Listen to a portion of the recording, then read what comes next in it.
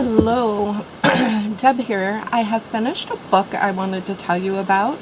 It is called Bad Habits, a novel of suspense. It's by Amy Gentry. This is what the back cover says, and then I will give you my thoughts. Mackenzie Claire Woods, a professor enjoying her newfound hotshot status at an academic conference, finally has the acceptance and admiration she has long craved. But at the hotel bar, Claire is surprised to see a face from the past she'd rather forget. The moneyed, effortlessly perfect Gwendolyn Whitney, Claire's foil, rival, and former best friend. When Gwen moved to town in high school, she and Claire, then known as Mac, a poor kid from a troubled family, became fast friends, close as sisters, and Mac finally saw what it meant to have. Later, after Mac is admitted to the same elite graduate program as Gwen, the two become entangled with the department's power couple professors and compete head-to-head for a life-changing fellowship. The more twisted the track to success becomes, the more Mac contorts herself to stay one step ahead. But which deception signals the point of no return. Bad Habits follows Mac's reckoning between her hardscrabble past and tenuous present. With taut, powerful prose, Amy Gentry asks how far we'll go to get what we want, and whether we can ever truly leave the past behind.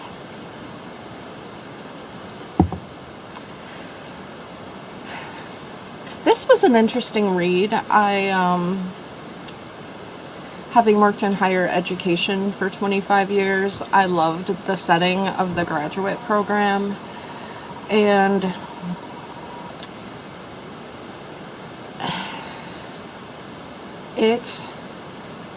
they weren't joking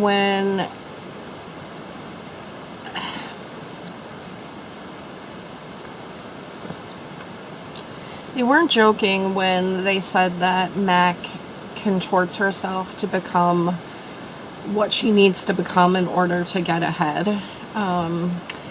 Several of her classmates during the novel refer to her as ruthless, and she always seems to be surprised by that, because as it's happening, I don't think she sees the transformation that she is making from somebody who wants to be in a place where ideas are just expressed and there's beauty in that. She becomes obsessed with this fellowship and the power couple of the faculty. They pit Gwen and Mac against each other. And the feelings that the two young women had when they were in high school are finally expressed verbally, with Mac saying, everything comes easy to Gwen, and it's so easy to excel when you have nothing else to worry about. Things just fall into her lap, and Gwen finally has the courage to say that Mac had been living in essentially a pity party. Oh, woe is me, I have to take care of my family. And it culminates in what the book refers to.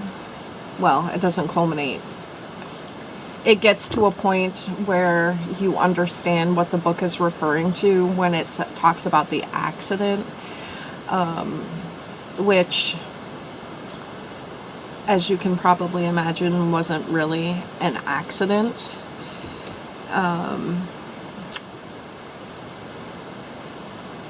The two meet up,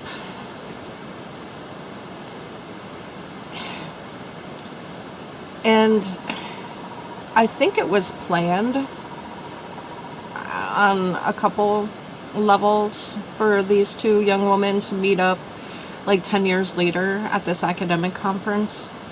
because the female half of the power couple is also there. And you get a sense of, or I got a sense of, this was the reckoning that they all needed to have in order to move on. I'm not describing this very well. I did enjoy it.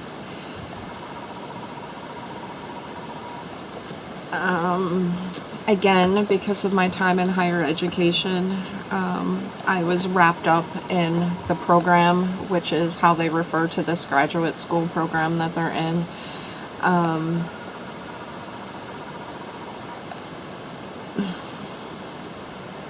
don't know how I rate it, actually. It was well written. The characters were developed. You certainly saw Mac contorting and slowly becoming Claire, which is her middle name, that she uses as an academic. She's pursuing her career in academia. Gwen fled academia after the accident.